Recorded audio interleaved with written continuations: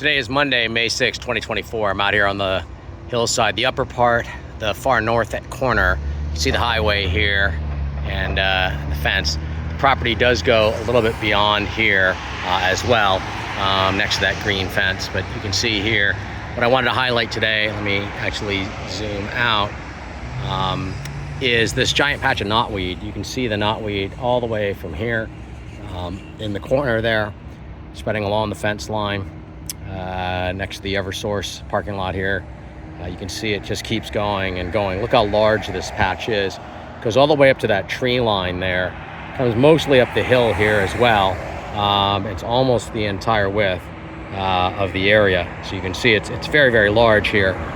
This started a few years ago, and luckily had someone who volunteered to help try and cut some of this down starting last year.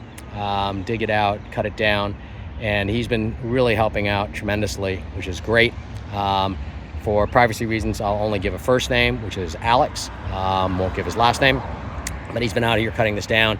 And I know that it looks horrible, but what happens is when you cut large knotweed stands down, they actually start to go lateral. They actually try and find a new spot where they're not being cut down as much. So the square footage is actually increasing over last year, but it's much worse off this year, even though these stalks look pretty big. And obviously right against the fence, you can see there's very large clumps there.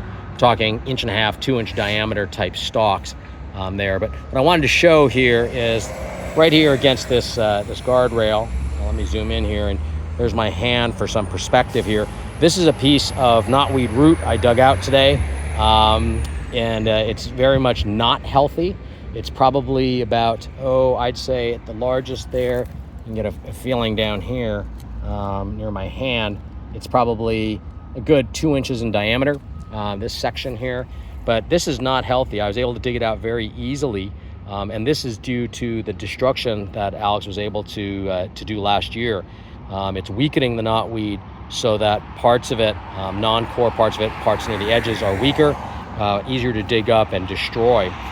It will take several years of doing this to get rid of it, but you know, every bit helps. So not to be fearful that it actually looks like it's spread here. And I've had the chance to cut down some of it today, but only maybe 20% of what's out here in terms of square footage. But I also was able to plant some asters here. You can see here some asters, and here some other asters. These are Tartarian Asters. They're non-native. They do flower. Hopefully they'll come out pretty well. And some of you may be wondering here, if I zoom in, you'll see here, I've actually taken some of the knotweed stalks and used them as a mulch with the asters that I've just planted. Those knotweed stalks have a lot of moisture in them, so they'll help to keep the area right around the newly planted asters a little cooler, and to eventually biodegrade. And I know some people believe that knotweed stalks will regrow. I have not heard of any evidence of that, and I definitely have not seen that out here in the wild. Knotweed root will definitely regrow if planted, but the stalks don't seem to regrow at all.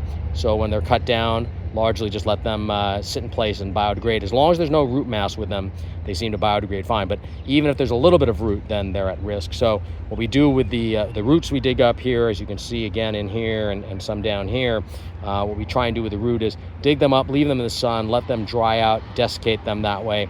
And after some period of time, once they're fully dried out, they're no longer viable. They'll actually crumble and become like a bark mulch. So that's it.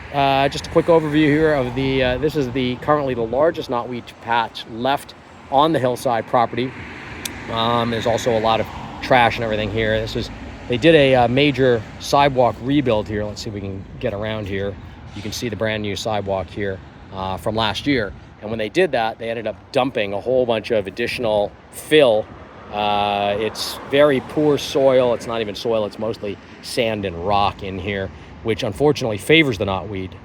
Those of you who may know, the Japanese knotweed originally comes from heavy volcanic areas with very little soil. It grows into the volcanic lava rock. And so it's very hardy and likes actually areas that have a lot of rock because it can outcompete other plants. It's fine in soil, but it prefers rock purely because it can outcompete others. So that's it. Hope you're doing well. Take care.